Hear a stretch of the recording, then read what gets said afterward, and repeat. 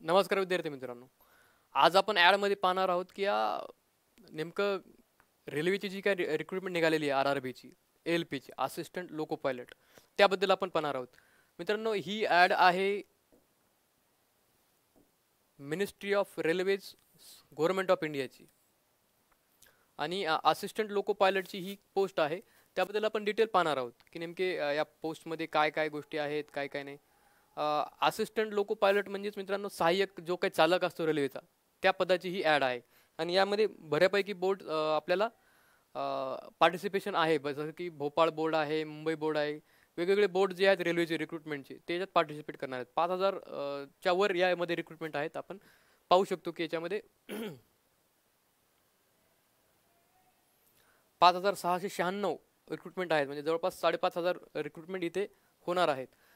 तर मित्रांनो, या ॲडमध्ये डिटेल पाहायच्या आधी आपण पाहूया की आमच्या क्लासतर्फे कोणते कोणते कोर्सेस अवेलेबल केले जातात एक्झामच्या, अशा एक्झामच्या तयारीकरिता. थोडक्यात पाहूया आपण काय काय कोर्स आहेत ते.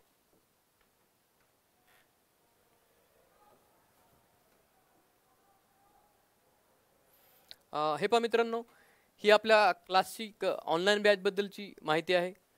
24 जानेवारीला ही एक ऑनलाईन बॅच चालू होणार आहे. बॅचचं नाव आहे बँकिंग प्राईम 5.0. त्यानंतर 24 जानेवारीला सुरू होईल.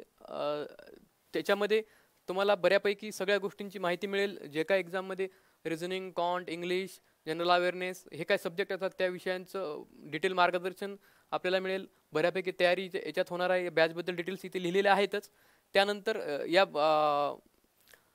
ॲपबद्दल सांगतोय की आय प्रथम हे ॲप आहे. या ॲप थ्रू आपण बाकीच्या गोष्टी डिटेलमध्ये पाहू शकता की कशा प्रकारे त्या बॅचबद्दल आपण त्याची फॅसिलिटी अवेल करू शकतो. त्यानंतर आणखी दुसऱ्या कोणत्या कोणत्या फॅसिलिटी अवेलेबल आहेत.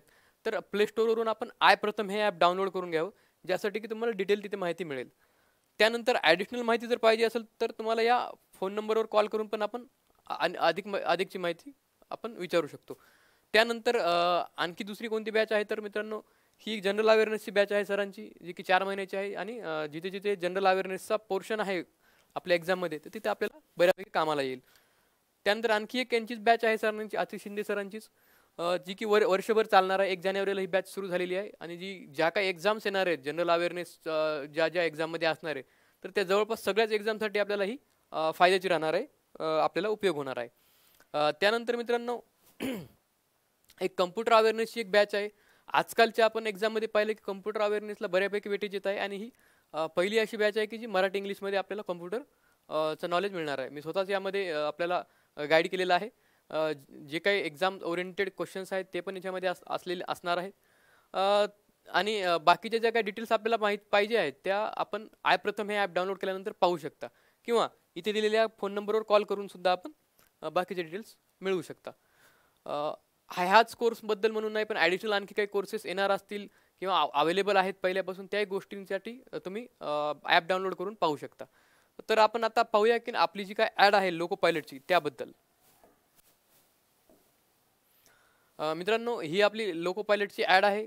याच्यामध्ये आपण पाहू शकतो की महत्त्वाच्या गोष्टी ज्या आहेत त्या पहिले पाहून घेऊया आपण. ओपनिंग डेट ऑफ ॲप्लिकेशन पहा, 20/1/2024ला डॉक्युमेंट अप्लाय करणं या पोस्टसाठी चालू होणार आहे.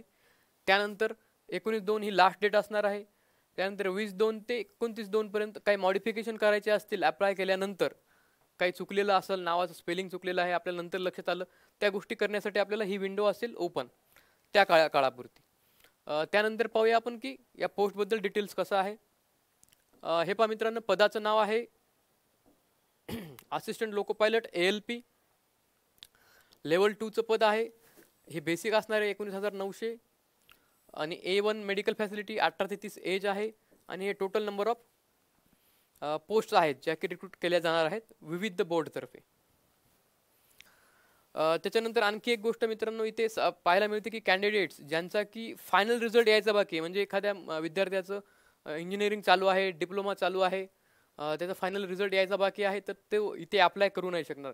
याचं मिनिमम क्वालिफिकेशन 10वी आहे, पण ॲडिशनल ITI किंवा डिप्लोमा जो काही लागतो याला, तर त्याचा येण्याचा जर काय रिझल्ट वेटिंग आहे तर तो इथे अप्लाय नाही करू शकणार. हे क्लिअर त्यांना स्पष्टपणे लिहिलेलं आहे. त्यानंतर ॲप्लिकेशन हे फक्त ऑनलाईन स्वरूपात असणार आहेत. आणि एका RRB ला म्हणजेच एक रिक्रुटमेंट बोर्ड जो असतो रेल्वेचा, की एखादा विद्यार्थी महाराष्ट्रातला आहे तो मुंबईत भरेल किंवा अजून दुसऱ्या बोर्डमधून जर भरायचं असेल जिथे जागा आहे तिथे जास्त, तर अशा एकाच ठिकाणी कुठेतरी तो अप्लाय करू शकतो. त्यानंतर पुढे पाहूया आणखी काय आहे या ॲडमध्ये.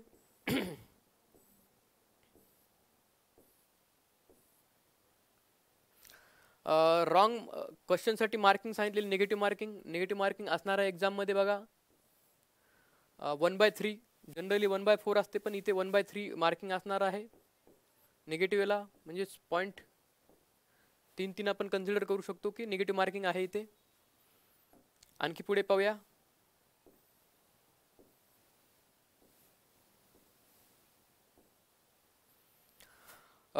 ज्या काही एक्झाम्स होणार आहेत, ॲक्च्युली आता ह्या ॲडमध्ये पूर्ण डिटेल्स सांगितलेलं नाहीत की डेट्स कधी असणार आहे एक्झामच्या, काय नाहीत. या डिटेल्स होणार आहेत. म्हणजे 3 फेजमध्ये एक्झाम आहे ही. याच्यामध्ये CBT1 computer based test 1, CBT2 computer based test 2, CBAT म्हणजेच कॉम्प्युटर बेस्ड ॲप्टिट्यूड टेस्ट, ह्या गोष्टी होणार आहेत रिक्रुटमेंट प्रोसेसमध्ये. त्यानंतर डॉक्युमेंट व्हेरिफिकेशन आणि मेडिकल एक्झामिनेशन हे असणार आहे. तर यांचे जे काही डेट आहेत CBT1, CBT2 किंवा CBAT जी काही एक्झाम होणार आहे यांचे काही स्पेसिफिक डेट आलेले नाहीत, त्या तुम्हाला नंतर पब्लिश केल्या जातील वेबसाईटवर असं सांगितलेलं आहे. या ॲडमध्ये तर त्यांना याच्याबद्दल डेट्सबद्दल काही स्पेसिफिकेशन दिलेलं नाही आहे.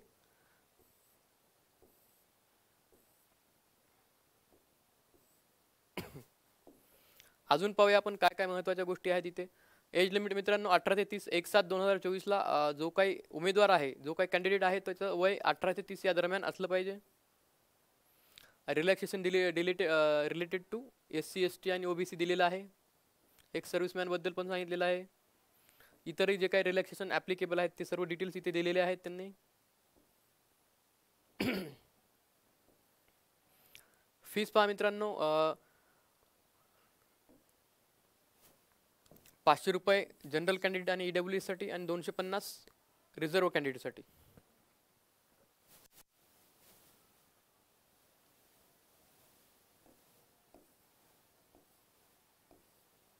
ऑनलाईनच पेमेंट असणार आहे, कुठेही काही DD वगैरे नाही काढायचं आपल्याला. याच्यात रिफंडसाठी काहीतरी सांगितलेलं आहे, काही एक्सेस किंवा डबल ॲप्लिकेशन झालेलं असेल, डिडक्ट झालं ॲप्लिकेशन, पण पैसे डिडक्ट झाले पण ॲप्लिकेशन सबमिट नाही झालं, तर सगळ्या गोष्टींसाठी रिफंड वगैरे ज्या गाईडलाईन्स दिलेल्या आहेत. बघूया आणखीन काय काय महत्त्वाच्या गोष्टी ते सांगितलेल्या आहेत. ही रिक्रुटमेंटची प्रोसेस असणार आहे मित्रांनो.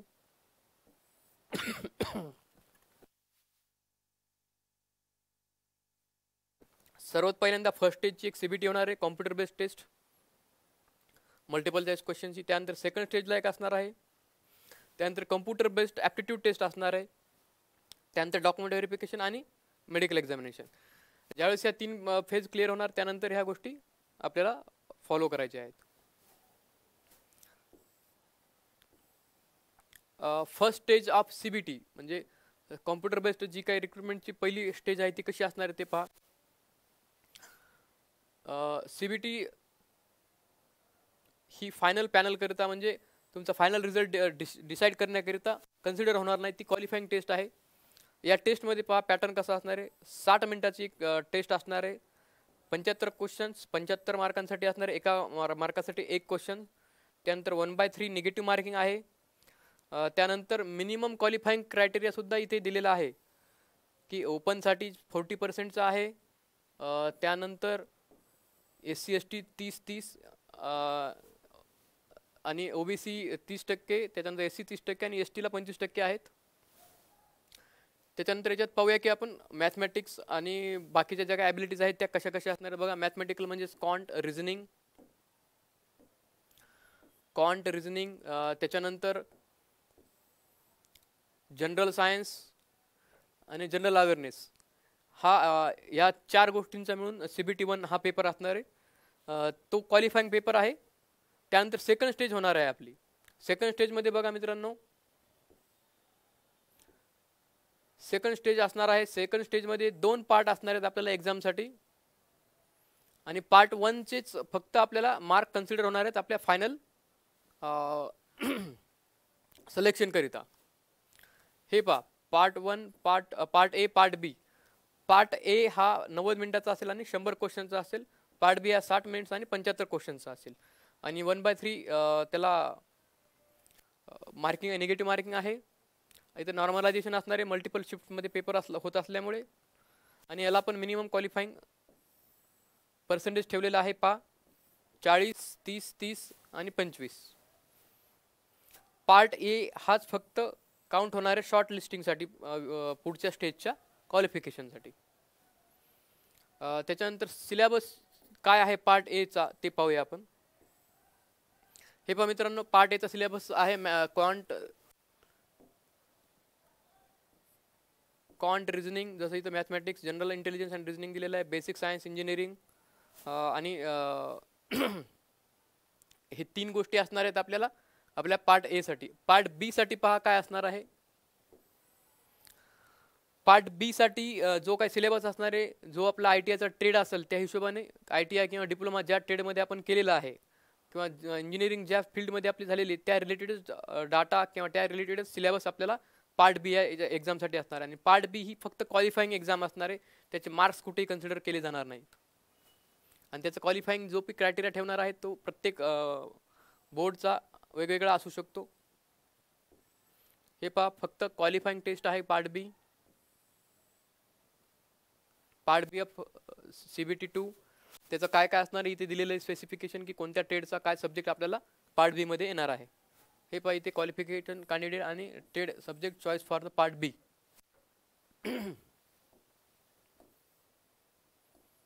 त्यानंतर कम्प्युटर बेस्ड ॲप्टिट्यूड टेस्ट, जी की कम्प्युटरच्या नॉलेज करिता घेतली जाते. त्यानंतर डॉक्युमेंट व्हेरिफिकेशन होणार. काही गाईडलाईन दिलेले आहेत डॉक्युमेंटसाठी.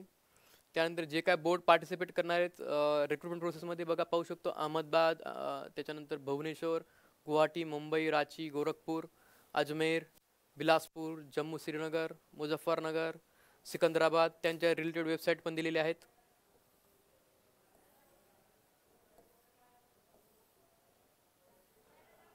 ऑनलाईन ॲप्लिकेशन सबमिट करण्याबद्दलचे काय गाईडलाईन दिलेल्या आहेत इथे.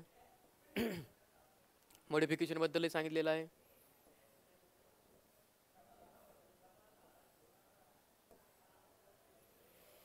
Instruction related to call letters असणार आहेत, ईमेलवर वगैरे येणार, त्यामुळे त्याबद्दल व्हेरिफिकेशन जे काही डिटेल्स आहेत त्या दाखवलेल्या आहेत, दिलेल्या आहेत इथे. काय मिसलिनियस माहिती आहे, ॲब्रिव्हिएशन्स यूज केलेले आहेत त्याच्याबद्दल माहिती दिलेली आहे. त्याच्यानंतर पोस्ट वाईज पॅरामीटर्स दिलेले आहेत की नेमकं क्वालिफिकेशन काय लागणार आहे. हे पहा मित्रांनो, पोस्टचं नाव आहे असिस्टंट लोको पायलट, पे स्केल, त्याच्यानंतर मेडिकल फॅसिलिटी, त्यानंतर PWBD साठी नाही आहे ही जागा.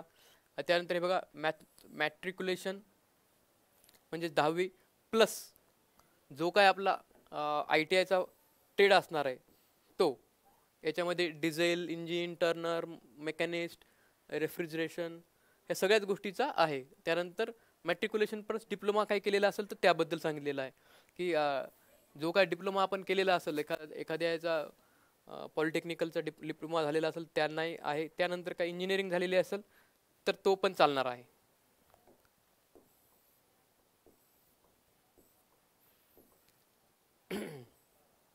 मित्रांनो हे पहा प्रत्येक झोनच्या ज्या काही बोर्ड आणि झोनच्या रिक्रुटमेंट आहेत त्या दाखवलेल्या आहेत. आता आपण मुंबईबद्दल पाहूया की मुंबईमध्ये 3 झोन आहेत, south central railway, south central railway, western railway आणि सेंट्रल रेल्वे. तर हे प्रत्येकाचे इथे दाखवलेले आहेत. 110, 26, 411 या प्रमाणात सीट्स आहेत आपल्याकडे. म्हणजे जवळपास आपल्या महाराष्ट्रासाठी 4 आणि 5 जवळपास 450च्या आसपास जागा आहेत.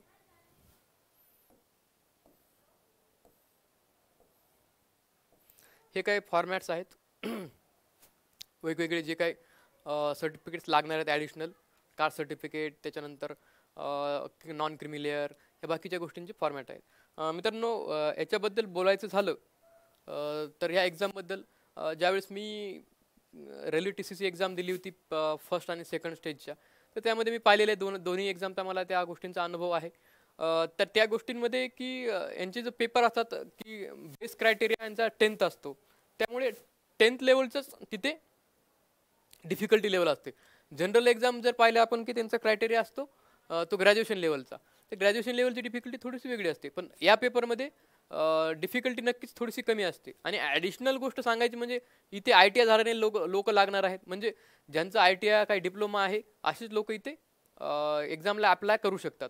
त्याच्यामुळे एक स्पेशलाइज्ड केडर म्हणून पण आपण याला पाहू शकतो. जनरल पब्लिकमध्ये जी काही रिक्रुटमेंटची किंवा कॉम्पिटिशन आहे त्या कम्पॅरेटिव्हली इथे थोडंसं कमीच असणार आहे. पण इथे स्पेशलायझेशन येत आहे. तर ही एक चांगली ॲड आहे आणि चांगली संधी आहे उमेदवारांसाठी नवीन जागेची. आणि रेल्वेमध्ये इंडियन रेल्वेमध्ये काम करणं नक्कीच वेगवेगळ्या फॅसिलिटीज इथे चांगल्या प्रकारे असतात. सर्वांनाच माहिती फिरण्यासाठी फॅसिलिटी, ऑल ओव्हर इंडिया फिरण्यासाठी फॅसिलिटी, बाकीच्या गोष्टी फॅमिलीसाठी. तर ही जी काही ॲड आहे ती खूप चांगल्या प्रकारची आहे. तरी या ॲडची तयारी नक्की करावी आणि एक्झाम द्यावी. ॲडिशनल माहिती जर का आपल्याला पाहिजे असेल की ज्या काही कोर्सेसचं मटेरियल काय जे काय आहे आपल्या क्लासेसतर्फे अवेलेबल केलेलं, तर आपण जे काही आत्ता सांगितलेल्या नंबरवर आणि प्रथम ॲप डाउनलोड करून बाकीच्या गोष्टी आपण पाहू शकतो. तर तोपर्यंत धन्यवाद. अशाच माहितीपूर्ण व्हिडिओसोबत आपण पुन्हा एकदा भेटूयात. धन्यवाद.